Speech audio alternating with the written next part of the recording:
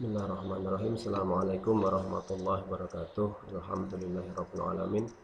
Shalatu wassalamu ala syarafil anbiya'i wal mursalin sayyidina maulana Muhammadin wa ala alihi washabihi ajmain amma ba'du. Alhamdulillahirabbil alamin. Pada kesempatan kali ini Bapak bisa menyampaikan pendidikan agama Islam dan budi pekerti untuk kelas 10 untuk KD 3.1 pertemuan pertama, yaitu membahas tentang kontrol diri dan mujahadah an-nafas.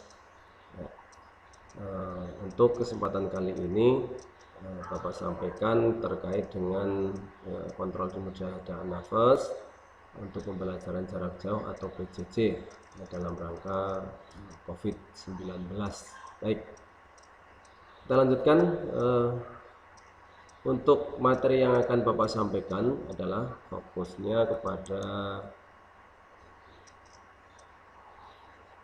KI 3.1, yaitu menganalisa atau menganalisis Quran Surat Al-Anfal ayat 72, Quran Surat Al-Hujurat 49 ayat 10 dan 12, serta hadis tentang kontrol diri. Tetapi untuk saat ini lebih tekankan kepada materi saja. Nanti untuk Quran dan hadisnya akan kita bahas di lain kesempatan. Kemudian untuk KD 4.1 nya adalah terkait dengan kualitas keimanan dan kontrol diri mujahadah an-nafas. Ya, selanjutnya peta konsep untuk mujahadah an-nafas untuk kali ini adalah yaitu 1. Tentang pengertian, 2. Macam-macam nafsu, 3. Perilaku yang mencerminkan mujahadah an-nafas, hikmah dan manfaat, cara mendapatkan, dan hal yang harus dihindari terkait dengan mujahadah an-nafas. Ya.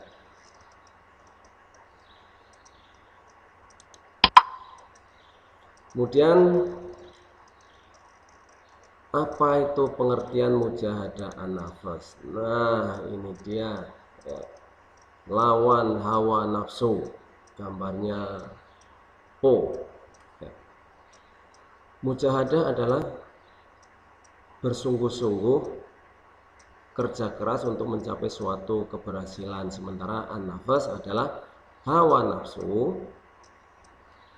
Sedangkan mujahadah an-nafas ada gabungan antara mujahadah an-nafas yang artinya adalah perjuangan sungguh-sungguh atau jihad untuk melawan ego atau nafsu pribadi. Dan memerangi hawa nafsu ini merupakan salah satu jihad yang paling besar.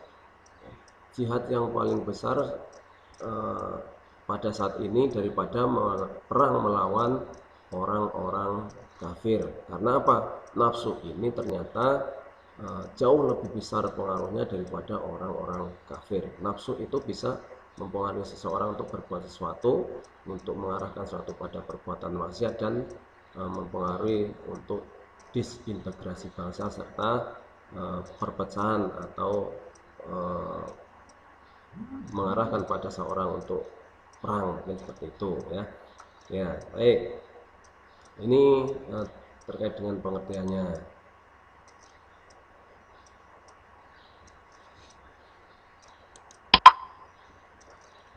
Selanjutnya adalah macam-macam hawa nafsu.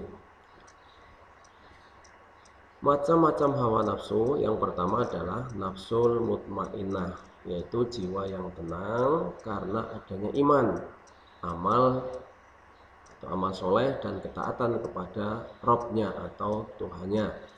Yang kedua adalah nafsu lawamah, yaitu nafsu yang senantiasa mengarahkan seseorang untuk mencela orang lain.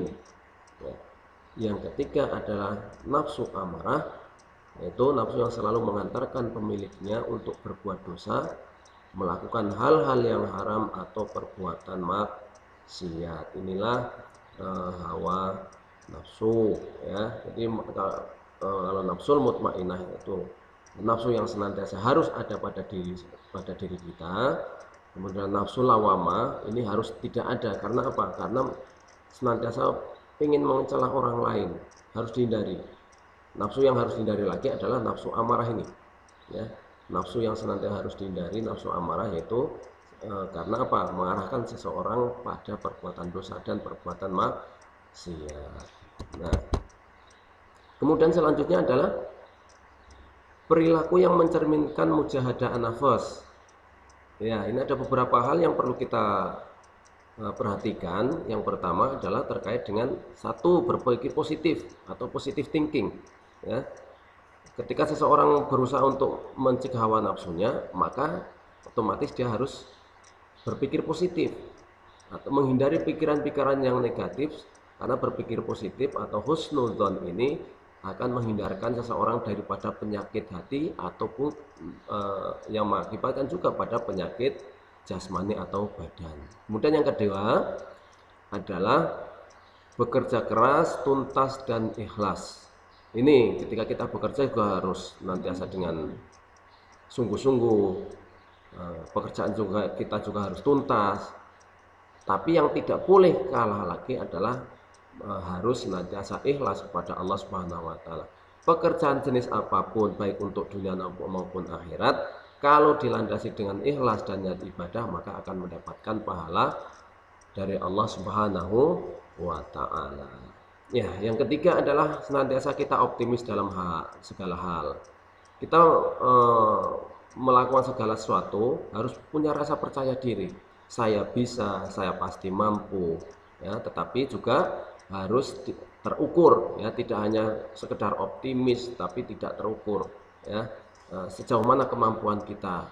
Kalau kita sudah tahu kemampuan kita, maka kita optimis, ya, bisa melaksanakan sesuai dengan proyeksi yang sudah kita tentukan. Kemudian yang keempat adalah bersyukur ketika mendapatkan keberhasilan. Senantiasa bersyukur. Orang mendapatkan sesuatu yang mengenakan, rezeki yang banyak, mendapatkan nilai yang bagus, maka kita juga harus pandai bersyukur kepada Allah Subhanahu wa taala. Ya, ini merupakan ujian juga. Mendapatkan keberhasilan kita sebagai ujian. Ujian apa? Pandai bersyukur atau tidak. Yang kelima adalah senantiasa bersabar ketika mendapatkan kegagalan, ya. Mendapatkan kegagalan kita juga harus bersabar. Sabar dalam menghadapi kegagalan ini adalah ujian yang terbesar dari Allah Subhanahu wa taala juga, ya. Bagaimana kita bisa memanage hati kita untuk senantiasa ikhlas ketika mendapatkan kegagalan. Kita juga harus berpikir positif terhadap kegagalan tersebut. Nah, siapa tahu dengan adanya kegagalan tersebut ini menjadi pengalaman yang berharga untuk kita bisa menapaki kepada pekerjaan yang selanjutnya yang akan menghasilkan sesuatu yang luar biasa kalau kita mau bersabar dan senantiasa berpikir positif atas kegagalan tersebut. Kegagalan adalah keberhasilan yang tertunda. Itu kita berpikir positif. Ya. Selanjutnya, pokok yang selanjutnya adalah hikmah atau manfaat sikap mujahadah an-nafs. Ada hal-hal ketika kita melaksanakan mujahadah an-nafs, kontrol diri tersebut, ada suatu hikmah dan manfaat yang terkandung di dalamnya. Antara lain, satu, menambah ketentraman hati dan pikiran kita. Ya. Yang kedua, mendapatkan hasil yang senantiasa memuaskan. Yang ketiga, memiliki kepercayaan diri yang tinggi. Yang keempat, menambah ketawakalan kita kepada Allah Subhanahu wa taala dan menyerahkan terhadap Allah atas urusan-urusan yang kita miliki. Inilah hikmah atau manfaat yang kita peroleh apabila kita pandai melaksanakan kontrol diri terhadap hawa nafsu yang ada dalam diri kita. Kita tekan hawa nafsu kita sehingga kita memperoleh tentraman hati, hasil yang memuaskan, PD yang tinggi, kepercayaan diri yang tinggi, dan kita senantiasa bertawakal kepada Allah Subhanahu wa taala. Oke, untuk yang selanjutnya, bagaimana sih cara kita mendapatkan mujahadah nafas itu? Ya, ada tidak cara-caranya? Tentu ada, ya. Ada. Caranya yang pertama bagaimana? Satu, bersabar atau menyisihkan waktu yang lebih lama untuk mengambil keputusan dari perbuatan yang akan kita lakukan. Jadi kita ketika mau melakukan sesuatu, kita harus bersabar dulu, jangan buru-buru. Ya, kita lihat ada efek sampingnya tidak dari perbuatan kita. Nah, jadi ketika kita berpikir tentang apa yang mau kita lakukan, kita harus berpikir juga akibatnya yang akan terjadi. Ada tidak? Kalau tidak ada berarti lanjut. Kalau ada berarti pikir ulang lagi. Itu. Maka kita harus bersabar dulu. Ada perkiraan dulu. Ada pemikiran apa yang harus kita lakukan dulu. Jangan terburu-buru. Ya. Yang kedua, memikirkan akibat dari perbuatan yang kita lakukan. Itu tadi ya. Ketika kita mau melakukan suatu perbuatan, maka kita akan berpikir dulu, ada tidak dampak negatif bagi kita atau bagi orang lain dari perbuatan yang kita lakukan. Ya, kalau ada, jangan dilakukan. Tapi kalau tidak ada atau membawa manfaat, justru malah itu yang harus kita lakukan secepatnya. Ya, itu kalau memang ada. Yang ketiga, senantiasa ingat kepada Allah atau berzikir kepada Allah Subhanahu wa Ta'ala. Ya, cara menahan nafsu itu salah satunya ingat kepada Allah. Ketika nafsu kita sedang memuncak, marah misalnya, atau nafsu syahwatnya muncul, maka kita ingat kepada Allah. Ya, itulah salah satu cara untuk menekan hawa nafsu kita. Ingat kepada Allah, maka hawa nafsu kita akan terkekang. Ya. Tetapi kalau hawa nafsu kita sudah di ubun-ubun memuncak, tapi kita tetap tidak ingat kepada Allah, maka yang terjadi adalah sebuah kehancuran. Yang keempat, senantiasa berdoa kepada Allah agar senantiasa nafsu kita bisa terkekang, ya, kita cegah dari yang bisa mengantarkan pada perbuatan atau hal-hal yang tercela atau perbuatan maksiat. Yang selanjutnya adalah perbuatan yang harus dihindari, ya, dan perbedaannya. Nah, ini dari adanya kontrol diri atau mujahadaan nafas itu ada hal-hal yang harus kita hindari ketika kita bergaul dengan lingkungan kita. Yang pertama adalah ghibah, yaitu membicarakan kejelekan orang lain di belakang orang yang bersangkutan walaupun orang tersebut cocok dengan perilaku. Ya, ghibah ini tidak boleh. Membicarakan orang lain, aib orang lain dilarang, ya. Mendengarkannya juga dilarang. Yang kedua adalah buhtan, yaitu jika keburukan yang disebut pelaku itu tidak disandang oleh yang bersangkutan.